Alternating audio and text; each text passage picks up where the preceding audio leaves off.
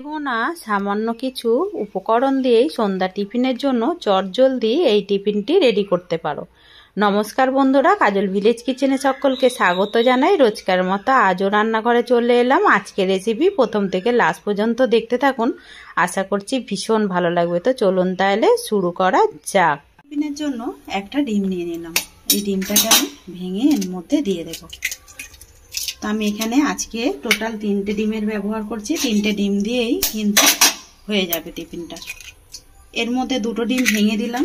এবারে দেবো এর মধ্যে স্বাদ মতো লবণ, মানে সামান্য একটু লবণ দিয়ে খুব ভালো করে ডিমটাকে আমি আগে একটু ফেটে নেব। খুব ভালোভাবে 2টো ডিমকে আমি ভেঙে ফেটে নিলাম। এবারে এতে একে একে কিছু উপকরণ দেব। যেমন দেব, এখানে আমি একটা আলুকে এইভাবে গ্রেট করে নিয়েছি। এই গ্রেট করে নেওয়া আলুটা আমি এর মধ্যে দিয়ে দেব।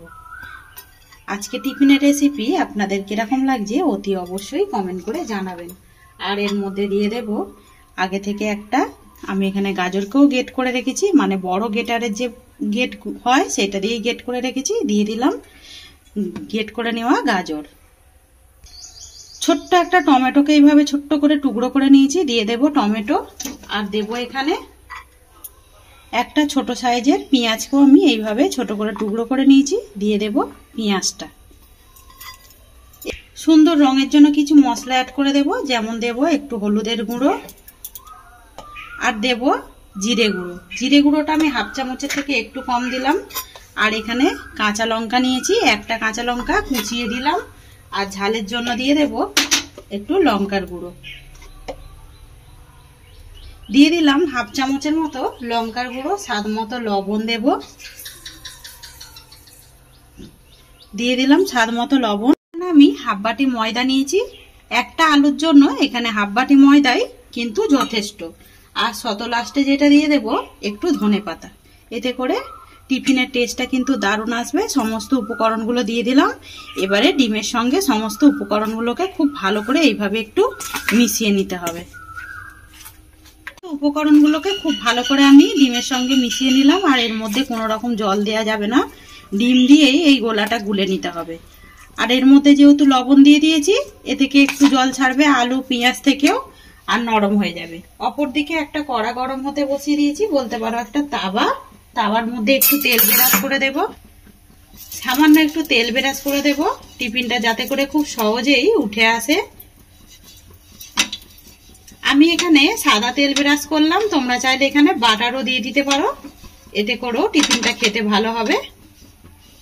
তাওয়াটা বেশ গরম হয়ে গেছে, তেলটাও ভালোভাবে গরম হয়ে গেছে। এবারে গ্যাসটাকে একটু আস্তে করে দেব। এখানে যে সমস্ত মিশ্রণটা দিয়ে একটা গোলা গুলে নিয়েছিলাম, এই গোলাটা আমি এর মধ্যে সমস্তটাই দিয়ে দেব। সমস্ত গোলাটাই দিয়ে দিয়েছি। এবারে সমস্ত গোলাটাকে তাওয়ার মধ্যে চারিদিকে আমি এইভাবে, ঠিক যেরকম আমরা রুটি পরোটা দিয়ে থাকি, এইভাবে গোলা রুটির মতো সেট করে দিতে হবে।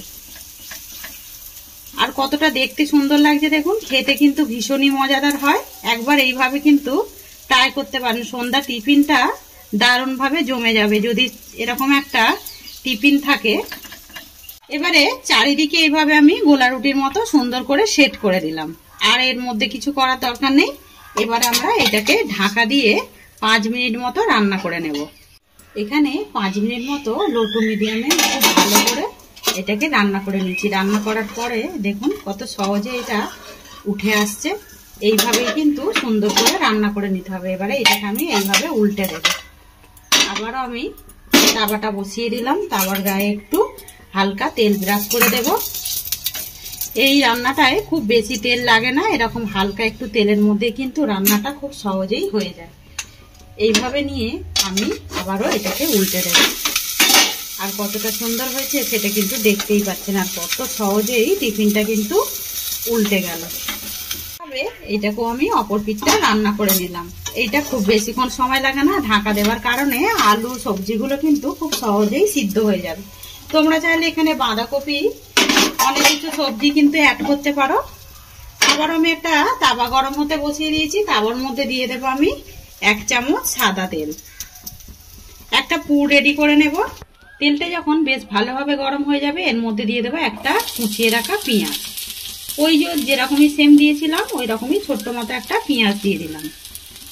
পেঁয়াজটা যখন হালকা একটু ভাজা হয়ে যাবে বা নরম হয়ে যাবে তখন এর মধ্যে কিছু সবজি অ্যাড করে দেব। এখানে পেঁয়াজটা বেশ কিন্তু একটা নরম মতো হয়ে গেছে।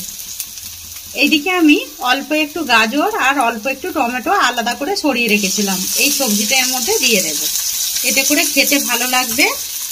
আর এখানে দিচ্ছি আমি ঝালের জন্য কাঁচা পাকা লঙ্কা কুচিয়ে রাখা। হালকাভাবে একটু নাড়াচাড়া করে নেব যাতে করে সমস্ত সবজিগুলো সুন্দরভাবে নরম হয়ে যায়। এদিকে সবজিগুলো বেশ কিন্তু সুন্দরভাবে নরম হয়ে গেছে, তখন এটাকে একটু সাইডে সরিয়ে রাখবো।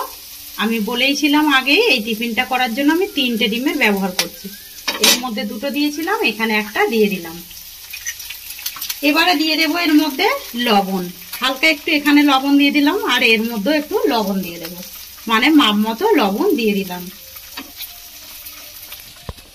এখানে ডিমটা বেশ শুকিয়ে এসেছে, এবারে একটু ভেঙে দেবো। এখানে তোমরা চাইলে কিন্তু চিকেনের ব্যবহার করতে পারো, সলিড চিকেনটা দিয়েও একটা পুর রেডি করে নিতে পারো, তার ক্ষেত্রেও কিন্তু ভালো হবে।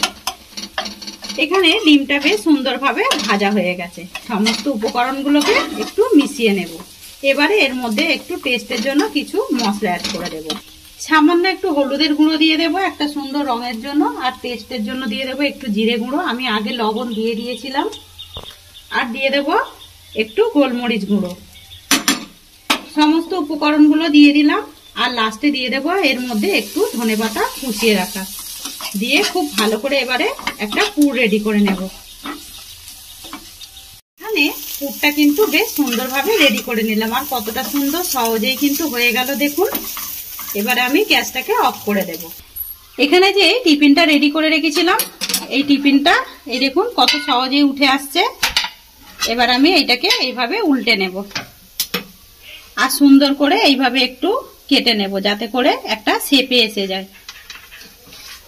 আগের ভিডিওয় কমেন্ট করেছিলেন বোলপুর থেকে, শান্তিনিকেতন থেকে একটা বোন কমেন্ট করেছিলেন এরকম টিফিনটা তার বেশ ভালো লেগেছে, তাই তার জন্য আমি আরো একটা রেসিপি করলাম। চারিদিকে একটু সেট করে সুন্দর করে কেটে নিলাম। এবারে এইগুলো একটু সরিয়ে নেব। সুন্দর করে আমি কেটে নিলাম, একটা সাইড কিন্তু রেখে দিয়েছি, ওইটা কোনো রকম কাটার দরকার নেই। এবারে যেই পুরটা রেডি করেছিলাম এর ঠিক এইরকম সাইডে দিয়ে দেব। সুন্দর করে আমি টিফিনটা যেই পুরটা রেডি করেছিলাম এর উপরে দিয়ে দিয়েছি। এবারে এইভাবে সুন্দর করে মুড়ে নিতে হবে একটা ফোল্ড করে।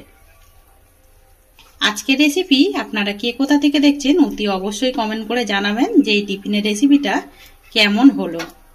এইভাবে সুন্দর করে আগে মুড়ে নিলাম। সুন্দর করে আমি ফোল্ড করে মুড়ে নিয়েছি।